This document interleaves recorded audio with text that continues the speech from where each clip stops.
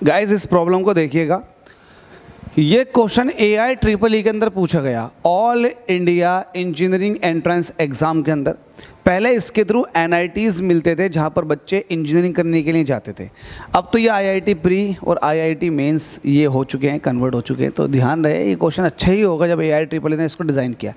हमसे कह रहा spring balance is attached to a ceiling of a lift.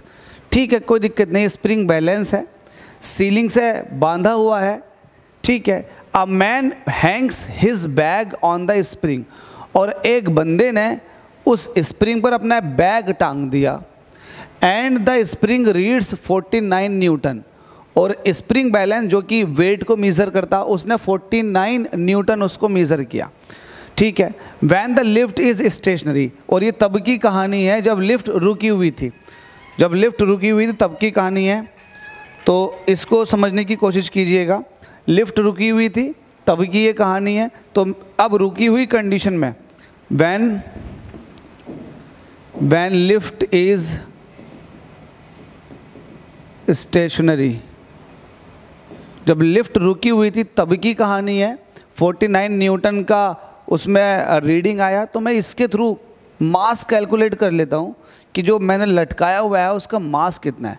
क्योंकि आपको पता है स्प्रिंग बैलेंस फोर्स को मेज़र करता है, तो फोर्स कितना लग रहा है उस बैग पर जो लिफ्ट में लटका हुआ है स्प्रिंग बैलेंस के साथ, ये है 49 न्यूटन का। अब आपको पता है फोर्स इज इक्वल टू होता है mg, ये हो जाएगा 49 न्यूटन। मास आपको निकालना है, g की वैल्यू कितनी होती है 9.8 होती है, ये हो जाएगा 49 न्यूटन।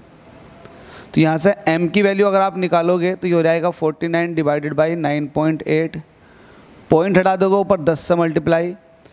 अब 49 का डबल करोगे तो ये हो जाएगा 98, 2 का 10 को जब 2 से काटोगे तो ये हो जाएगा 5। तो मास जो आ गया वो आ गया 5 किलोग्राम, ठीक है। मास आ चुका है 5 किलोग्राम, पीछे को जा, मास 5 किलोग्राम आ चुका है जो बैग लटका हुआ था। अब देखो आगे की कंडीशन देखो, हमसे कह रहा है what will be the reading of the spring balance. Spring balance की रीडिंग क्या होगी if the lift moves downward with an acceleration of 5 metre per second square. अब लिफ्ट नीचे को जा रही है, तो एक तरह से आप से ये पूछ रहा है कि अब स्प्रिंग बैलेंस की रीडिंग क्या होगी। तो स्प्रिंग बैलेंस कहीं ना कहीं अगर बात करें स्प्रिंग बैलेंस, तो कहीं ना कहीं नॉर्मल रिएक्शन को मेज़र करता। तो स्प्रिंग बैलेंस की जो रीडिंग होगी वो ये होगी m g माइनस के a। आर डैश क्या है, ये आर डैश कह दो या फिर आप आर कह दो, क्योंकि आपकी बुक के अंदर ये R is equal to M G minus A हो जाएगा। तो ये एक तरह का रिएक्शन है, रिएक्शन जिसको मीज़र कर रहा है, कौन मीज़र कर रहा है स्प्रिंग बैलेंस। अब ये लिफ्ट नीचे को आ रही है और यहाँ पर कह रखा है कि किस एक्सेलरेशन से आ रही है 9.8 माइनस एक्सेलरेशन की वैल्यू दे रही है 5, और मास कितना आया 5। तो हमसे कह रहा बताओ जो स्प्रिंग बैलेंस है इसके अंदर रीडिंग कितनी चल रही होगी। तो रीडिंग निकाल देते हैं, R इज इक्वल टू 5, 9.8 में से 5 निकालेंगे तो ये हो जाएगा 4.8, ठीक है भाई।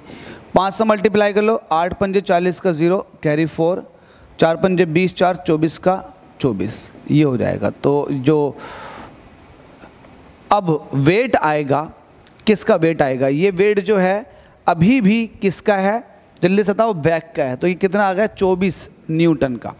तो अभी भी जो वेट आएगा वो 24 न्यूटन का आएगा। पहले कितना आ रहा था जल्दी से ना 49 न्यूटन का आ रहा था, लेकिन अब कितना हो जाएगा 24 न्यूटन का, क्योंकि लिफ्ट अब नीचे को आ रही है।